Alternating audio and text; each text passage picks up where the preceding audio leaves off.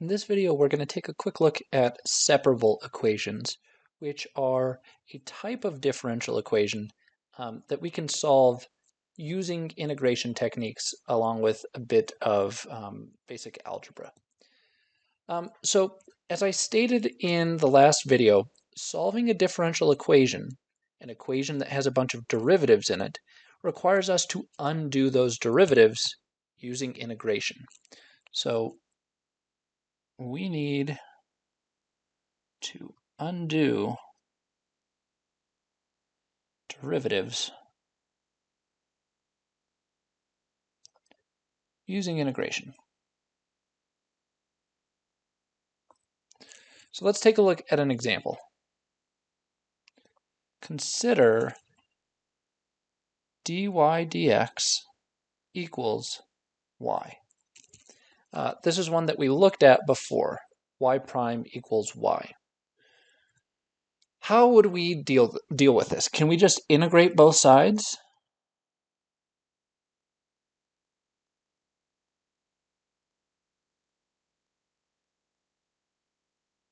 Both sides. So if we just tried to integrate both sides, let's see what would happen. So I'd have dy dx, I have my y, and I'm integrating, and they're equal. And I have to now pick, what am I integrating with respect to? Well, clearly over here, I need to undo the derivative is being taken with respect to x, so I need to integrate with respect to x to undo that. And so I've got to do the same thing on both sides. So I've got my dx over on this side. And that's all fine and dandy on the left-hand side. My integral and my derivative undo each other. And let's say I just wind up with my y plus a constant, maybe. So technically it would be y plus c, I guess. Y plus c. And on the other side, I've now got to integrate y with respect to x. But I don't know how to integrate y with respect to x. I know y is a function of x, but I don't even know what that function looks like. So instead, I wind up with something that looks like this. I've solved for y, but now it's in terms of some integral. Over here, I also had solved for y, but it was in terms of a derivative. By integrating both sides in this way, I've now got y solved for as some function that involves the integral of y. And that's even worse than what I started with. Integrals are harder than derivatives. I'd rather deal with the original equation. So this is called an integral equation.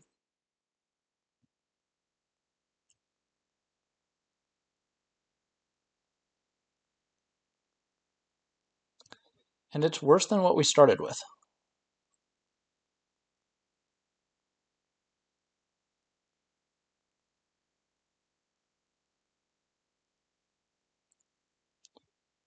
So the short answer to can we just integrate both sides is no.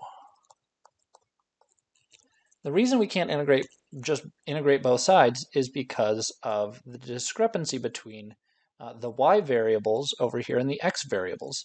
On this side, we integrated with respect to x to get rid of this, but I've got to do the same thing on this side, and that means integrating with respect to x, but I have a function that's y of x, and I can't integrate the function y with respect to x because I don't know what that function y is. So instead, let's try a different approach. So if we apply a bit of algebra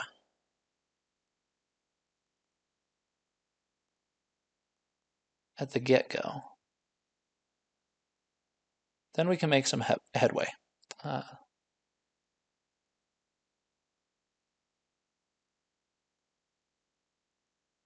So again, the original equation, just to remind you, sitting right up here, I'm just going to copy it down. dy dx equals y. So I've got dy dx equals y. The algebra I'm going to do is to treat this derivative that's written here in Leibniz notation as a fraction, and I'm going to treat it as a fraction. And my goal is going to be to get all the stuff that involves y on one side of the equation and all the stuff that involves x on the other side of the equation. So I'm going to start off by multiplying both sides by dx, and I'll wind up with dy equals y dx. But then I'm going to move this y from this side over to this side. So right now it's multiplying. I have dx multiplied by this y. I want to undo that multiplication by y by dividing both sides by y. And I'll wind up with dy over y is equal to dx. And now if I decide I want to integrate both sides, I'm golden, because on this side, everything is with respect to y. I can integrate a function of y with respect to y, no problem, even not knowing what that y function necessarily looks like. And over here, I have x by itself, or in this case, dx by itself, and I can integrate that side all I want. So now we integrate both sides.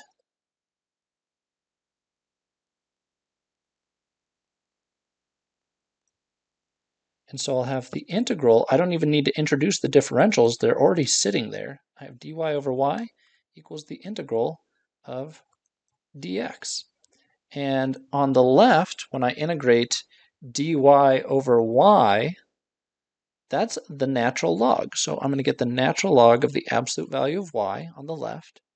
And on the other side, I'm going to get x plus a constant of integration. And I could have put the plus c on this side. We could have picked where we wanted it, but I chose to put it on the right-hand side. And it's a little bit easier in this case because ultimately we've solved this thing, but it's still not in a very nice form. When we go back up to the original equation, our goal is typically to solve for what y looks like. I have y built into this equation, but it's only expressed implicitly here, right? I haven't solved for y. So I want to solve this for y, if at all possible, so that we can get an explicit form. And so to solve for y, what I'm going to do is I want to undo the natural log of this absolute value. So to undo the natural log, I'm going to take e to both sides. So I'm going to have e to the natural log of the absolute value of y is equal to e to the x plus c power. And in doing that, on the left-hand side, I'll wind up with just the absolute value of y. The exponential and the natural log cancel each other out. They undo one another. And on this side, I can think of this as e to the x, and according to my exponential rules, I can think of it as e to the x times e to the c. But c is some arbitrary constant. And e to some arbitrary constant is going to give me yet another constant that is also going to be arbitrary. So this is going to be some new arbitrary constant. And so let me change the name of the original one to C1, and I'm going to call this new constant just C. So the first one will be C1. This is a new different constant, and I now have, and let's call this new one C2.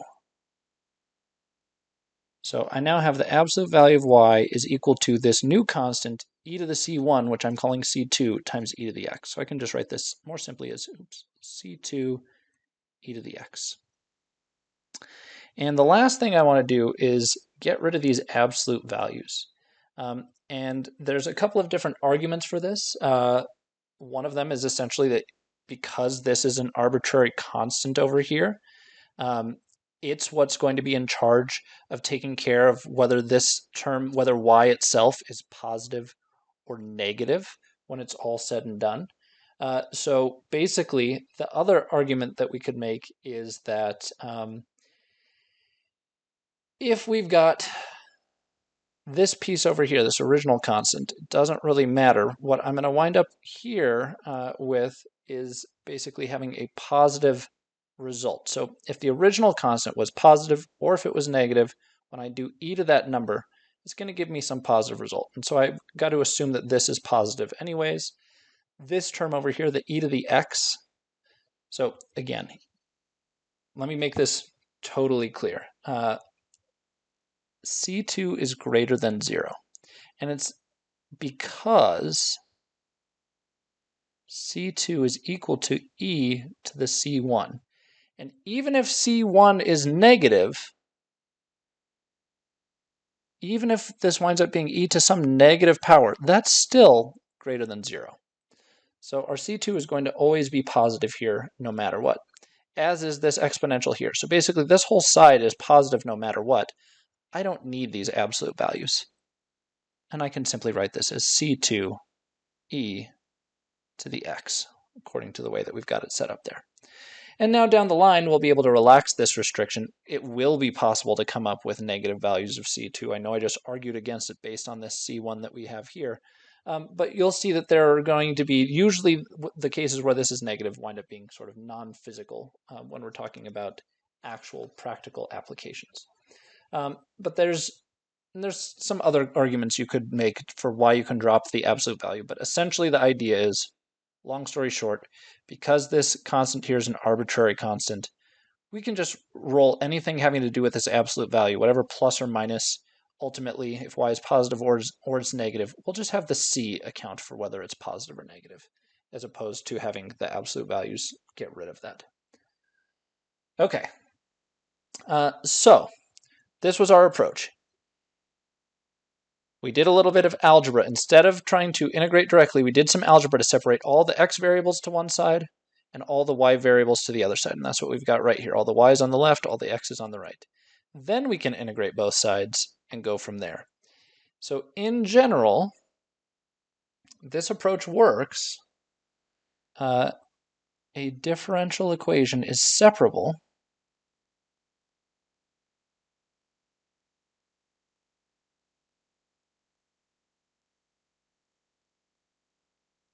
whenever you can separate the x and y variables in the way that we just did. And that happens whenever it takes the form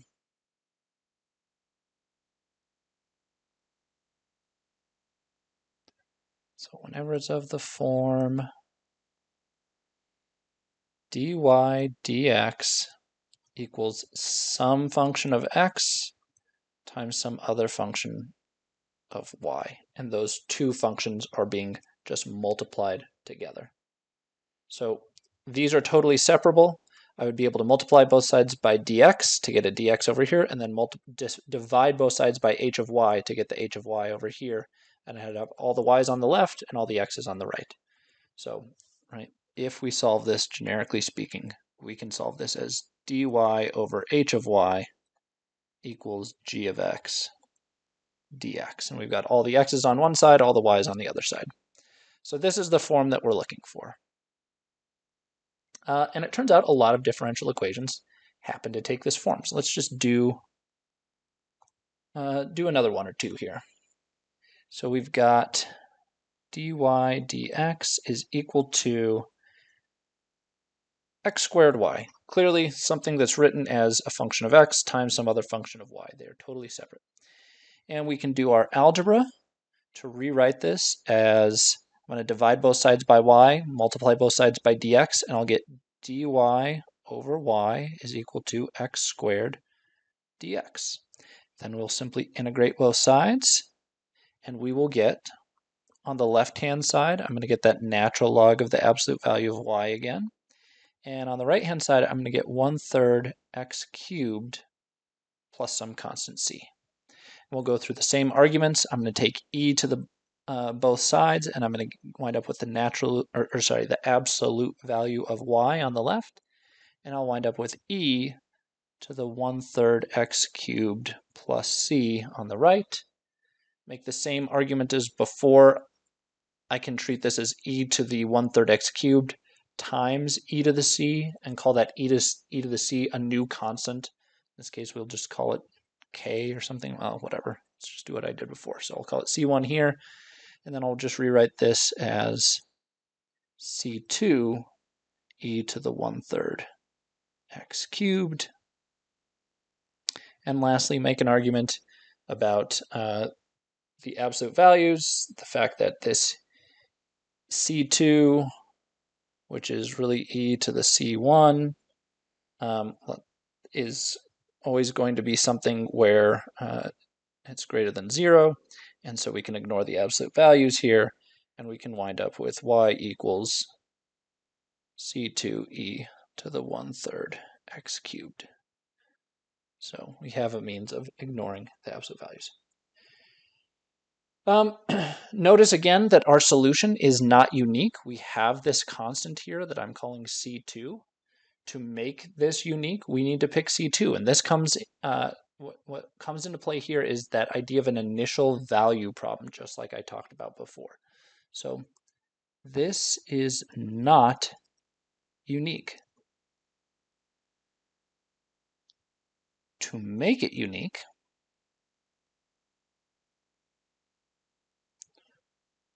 we must have an additional piece of information.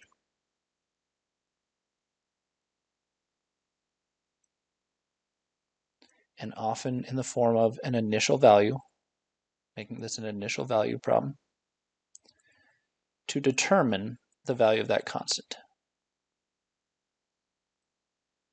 So for example, if I tell you that y at x equals 0 is equal to 2. So when you plug in x equals 0, y is equal to 2, then we can use that as our initial value to determine the value of this constant c2. So what it's telling me is that when y is 2, or sorry, when x is 0, y is 2. So I will take my equation, y equals c2 e to the 1/3 x cubed, and know that when x equals 0, y is equal to 2. That's what this is telling me. When I plug in 0 for x, y gets spit out as a 2. And so that tells me that this is 2 equals c2 e to the 1/3 times 0 cubed. 0 cubed is still 0. Multiply it by a third, and it's still 0. E to the 0th power is 1. And so this whole thing is just c2. And that tells me what c2 needs to be. So c2 is 2.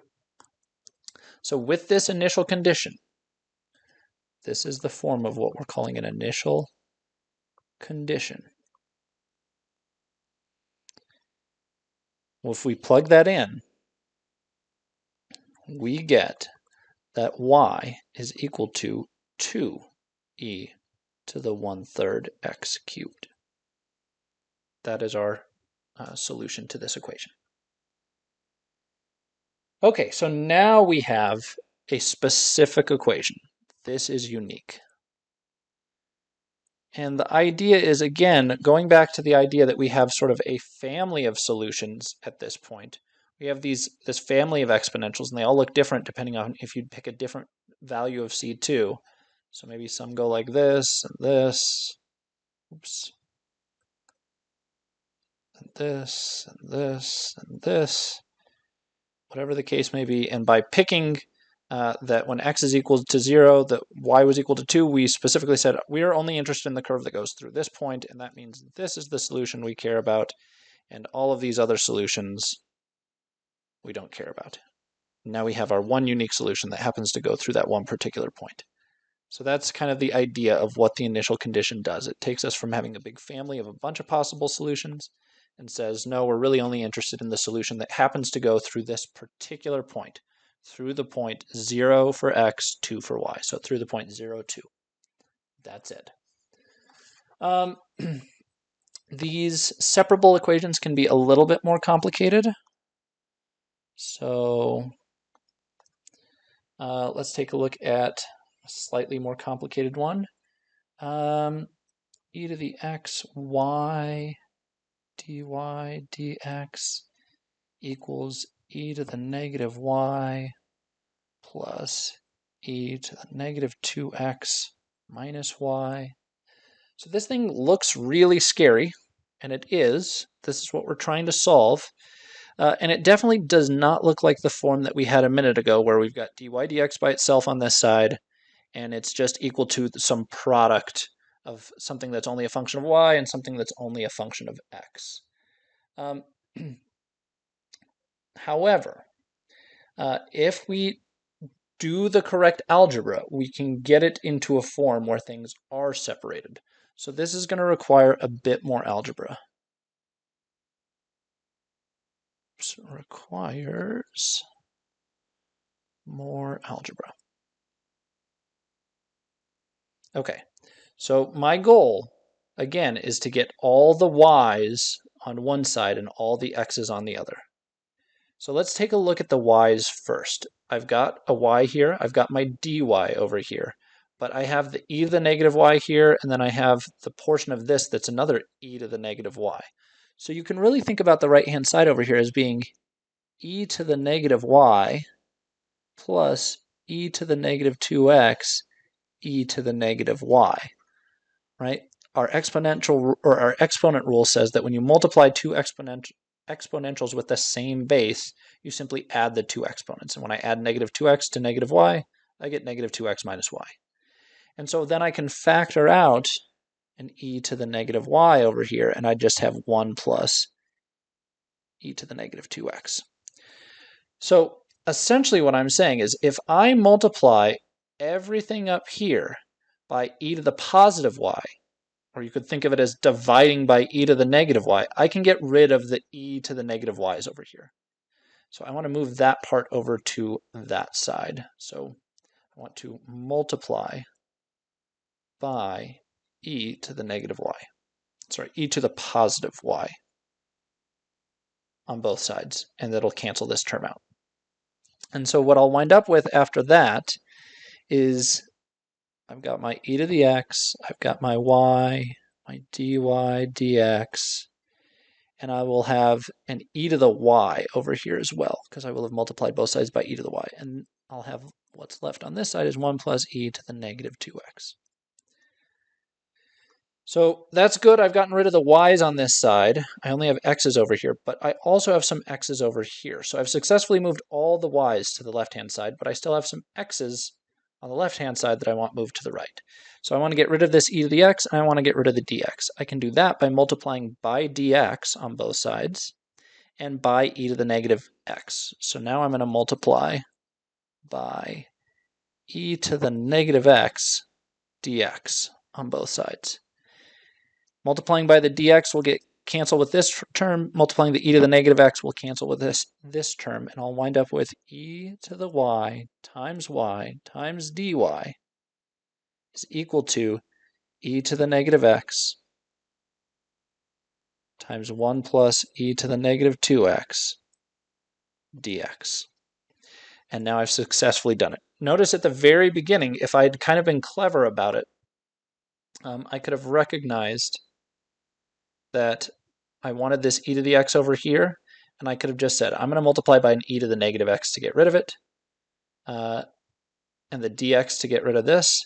And over here, I have an e to the negative y. I'm going to multiply by an e to the positive y. So we could have done both of these in one step and just combined and said, at the very first step, multiply by e to the y minus x dx. So if you see it early on, you can do it all in one step. If not, you can do it in multiple steps the way that we did here.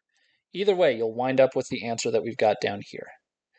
So I can clean this up maybe a little bit by distributing through so that I don't have to worry as much about trying to integrate this. If I just distribute through, I'll have a couple of easier integrals to deal with.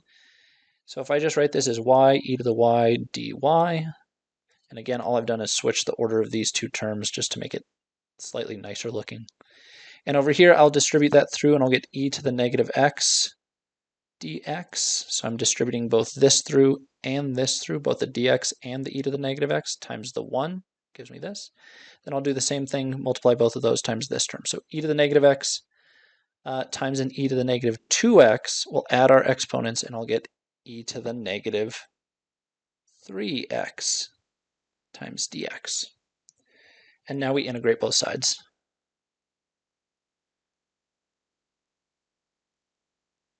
So we've just done a bunch of algebra, and now I'm integrating both sides. And I'm integrating y e to the y dy on the left, and on the right I have the integral of e to the negative x dx, plus we can treat it as a separate integral if we'd like, e to the negative 3x dx.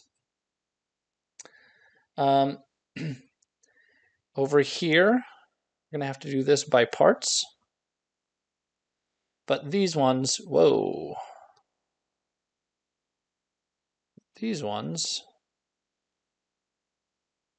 just require a little bit of basically reverse chain rule, right? There's a little bit of chain rule going on there, but these ones are straightforward. just remember that there's chain rule.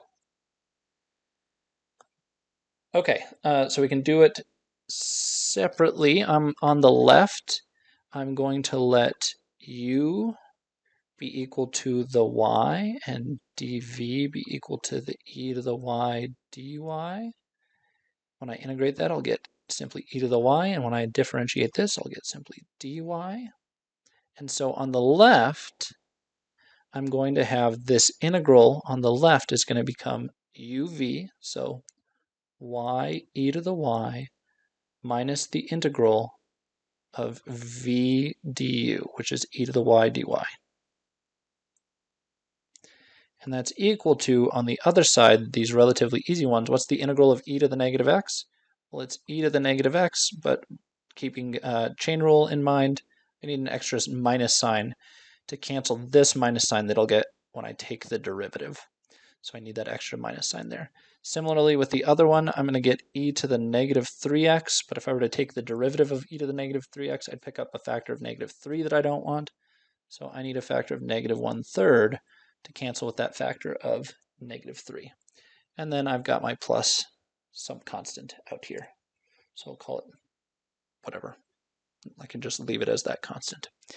So now we just need to come back and do this one little piece from our integration by parts that wasn't finished. I've got y e to the y minus this integral is simply e to the y. I don't need an extra plus c on this side. I don't need constants of integration on both sides. If I had them on both sides, I could just roll them all into one constant by subtracting the one on this side onto this side.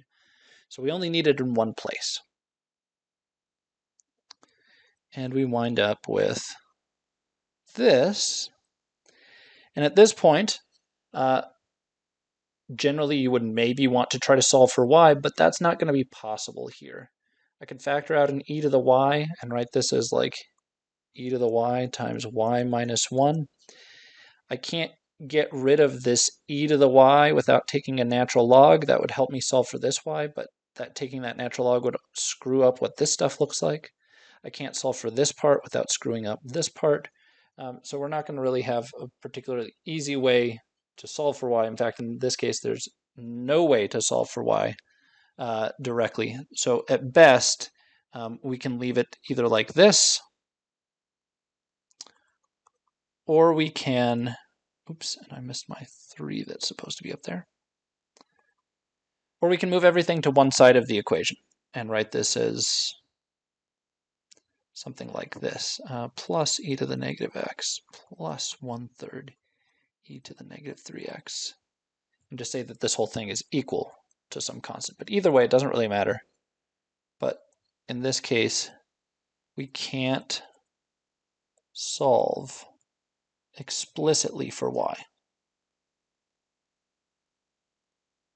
And this happens in general whenever you get a variable that's mixed up in kind of different multiple forms. Right? We have some where it's tied into an exponential, some where it's just a linear term. Same thing if we had some in an exponential, some in a sine or cosine. You can't separate those. You can't undo a sine or cosine without making the exponential worse. You can't undo the exponential without making the sine or cosine worse. So if you have two fundamentally different types of equations and it's kind of rolled up in there, that tends to be a pretty good indication that you're going to have a lot of trouble coming up with a clever way to unwind it and solve for that variable. So we can't solve explicitly for y, so this is as good as it's going to get. This is our implicit solution. Where we haven't solved for y, our equation involves both y and x mixed up together on the same side of the equal sign. So that's an implicit solution, and sometimes that's as good as we're going to be able to do.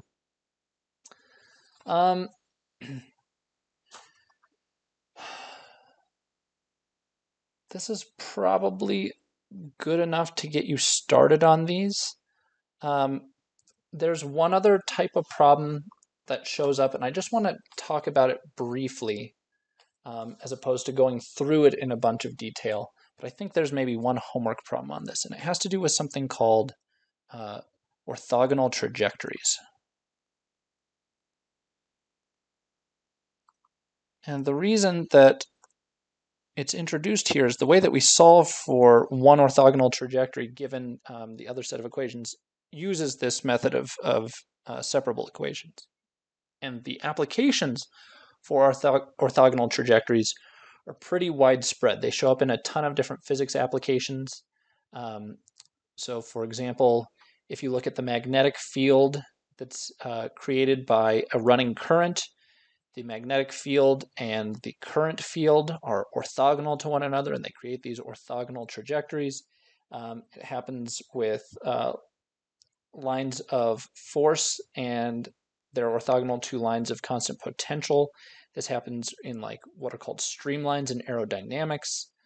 So there's a bunch of different physics applications where these types of these pairs of curves that are orthogonal to one another show up. So as an example, if I take the graph of all circles centered at the origin, and so I'm just going to draw, obviously, a few of them. So basically, everything of the form x squared plus y squared equals some constant squared. It's going to give me a bunch of circles. And then I want to, in addition to that, I want to look at all of the equations of the form y equals kx. So these are all the lines, straight lines, that go through the origin. And so we have some that go this way, some that go this way, some that go this way, some that go this way. And notice everywhere one of these lines intersects with a circle, it does so at a 90-degree angle. And that's what the word orthogonal means. So these two sets of curves intersect at 90-degree angles, which means they are orthogonal. Orthogonal is a fancy way of saying perpendicular in 2D, but it generalizes to higher dimensions. So it's basically the same idea as perpendicular, but a more general idea of perpendicular that extends to 3D and 4D and 5D and dimensions that we can't necessarily visualize. But that's all this is saying. These two sets of curves, these two families, and again, they're families because each of them involves a constant. Right? This is the family of every possible circle centered at the origin. This is the family of every possible line, straight line that goes through the origin. Those two families of curves are orthogonal, follow orthogonal trajectories to one another.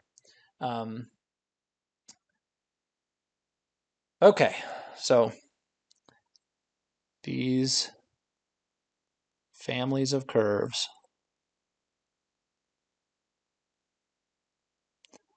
follow orthogonal trajectories of each other, essentially. We could say they are orthogonal trajectories of each other. Good enough. Okay, so how do we find an orthogonal trajectory? There's a limited number of these curves where kind of the work turns out nice. And so this is one of the few examples where I'm just going to do the exact example that's in the book, because again, there's a limited number of these and I don't want to use up like the only other one or two that might be nice to have show up in your homework or something like that. So let me just give you the example, but this one is in the book. So as an example, consider the family of curves that look like this. X equals ky squared. These are parabolas that open along the x-axis, so they're tilted sideways. Right, so basically we've got, depending on the value of k that you pick, we've got ones that open like this. Maybe they're a little steeper than that. If k is a larger value, maybe they're a little flatter than this. And it's totally also feasible for them to have a negative value of k, whoa, which would make them go the opposite direction. So these are kind of these parabolas that I'm talking about. We want to find curves basically that are orthogonal to these at every point. And you can kind of start to get a guess of what might work. If I look at something that's going to kind of go through here, I want it everywhere it hits, I want it to hit at a 90-degree angle. And it looks like it might wind up being something that looks vaguely, maybe like an ellipse. So this looks at least promising. So these are the parabolas and the x-axis, and this is our y-axis, and then this is maybe an ellipse. Okay, so how do we find out for sure? The idea is we want to think about what it means for these two things to be perpendicular to one another. When two curves are perpendicular, we can determine that by looking at their slopes. The slopes tell us what direction they're pointing. So if I can find the slope of this parabola at this point and find that the slope of this one is exactly 90 degrees different from that, then I will be able to tell that they are indeed orthogonal to one another. So two curves are orthogonal at a given point. And we want these to be orthogonal at every point, but in general, two curves are orthogonal, at a given point if their slopes are negative reciprocals of one another.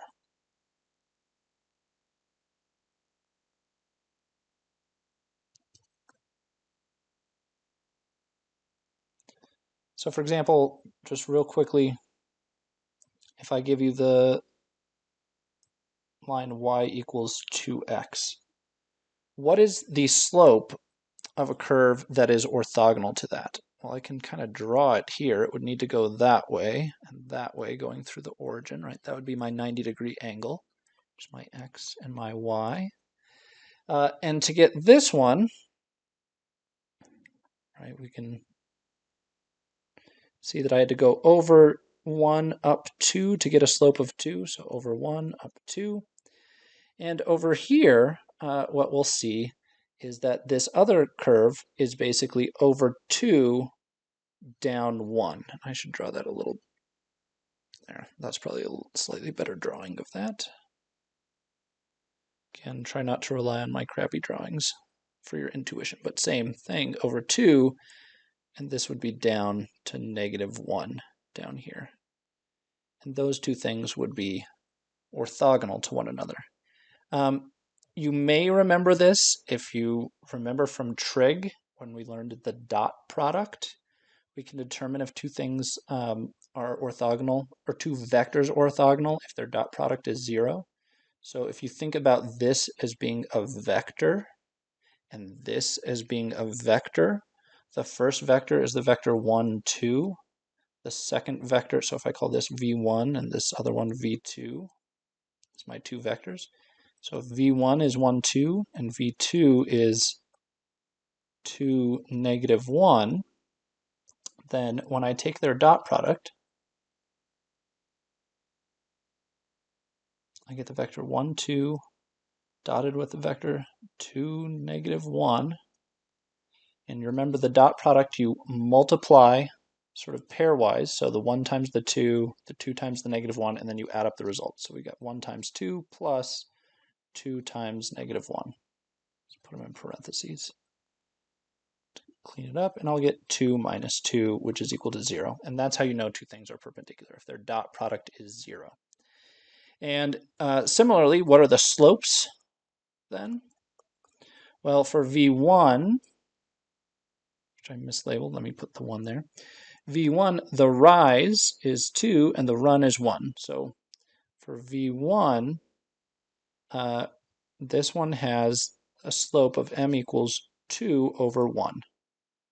This is the rise over the run. For v2, it has a slope of where the rise is, we're going down, so the rise is actually -1, and the run is 2. And so again, this is rise over run. And how do these two slopes compare? they are negative reciprocals. And so this is the point. If the slopes are negative reciprocals of one another at a given point, then I know that those two curves are orthogonal at that point. So that is the key that we're looking for. But how do I find the slope of a curve? So we need to find the slopes.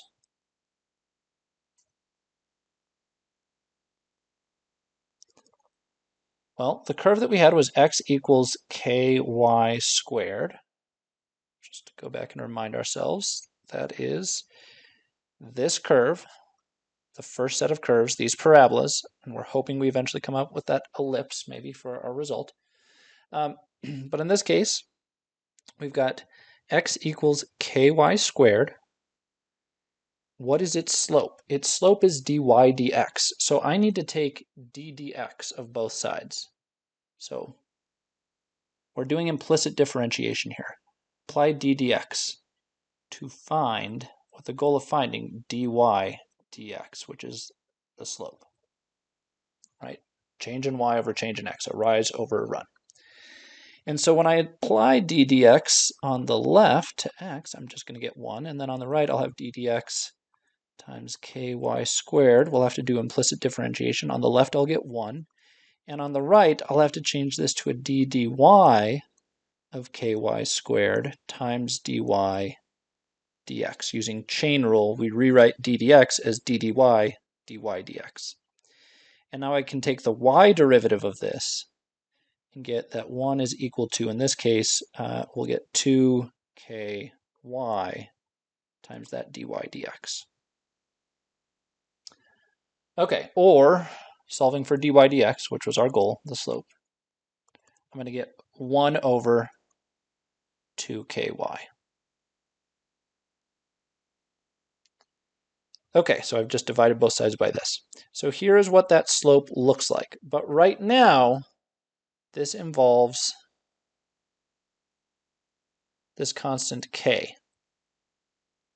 I want to eliminate that constant k because I'm not interested in having this depend on the specific k that we get, right? I want it to be true for every conceivable k. I don't want it to just be true for the k that goes with this parabola. I want it to also be true for the k that goes with this parabola and the k that goes with this parabola.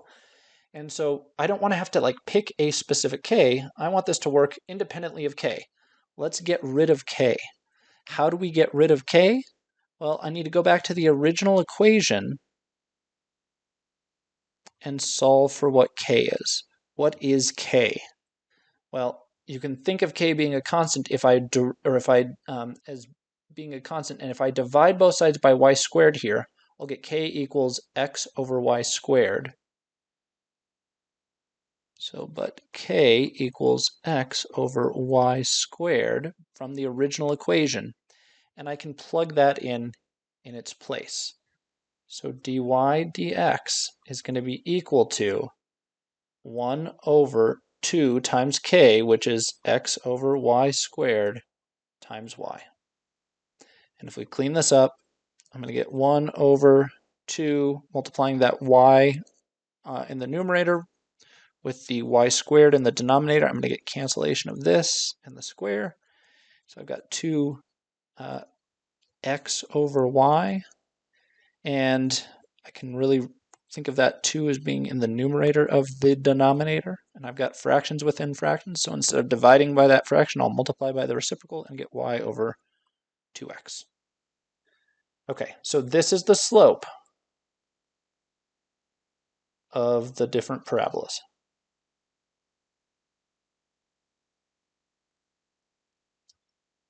Okay. And depending on which point you happen to go through, you pick an x and a y, and that'll put you on one of these particular, so you pick a combination of x and y, and it'll fix you on one of these curves, and that'll determine what that specific value of k is that happens to correspond to that particular parabola. So all we need now to come up with our second set of curves to find the orthogonal trajectory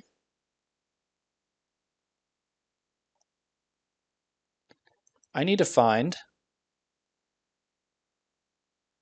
the basically the curves that have a slope that is the reciprocal, negative reciprocal of this. Find curves with a negative reciprocal slope. So I want the slope of my curves, my dy dx's, to be the negative reciprocal of that. So I want it to be negative 2x over y. So find these curves.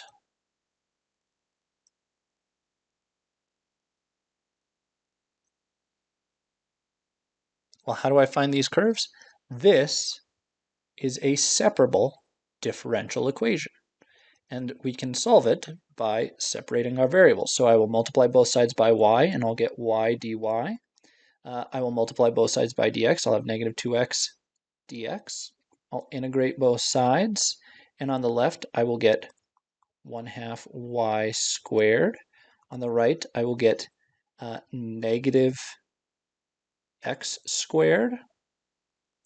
We need our plus constant somewhere, so I'll put it there. And then I can rearrange this, add that x squared to both sides, or maybe multiply everything by 2 if you want to get rid of stuff, however you want to do it. But I can rewrite this as x squared plus 1/2 y squared equals a constant. And what type of shape is this? This is an ellipse.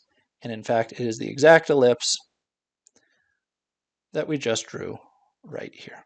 So this is how you can find these orthogonal trajectories. It comes down to two ideas.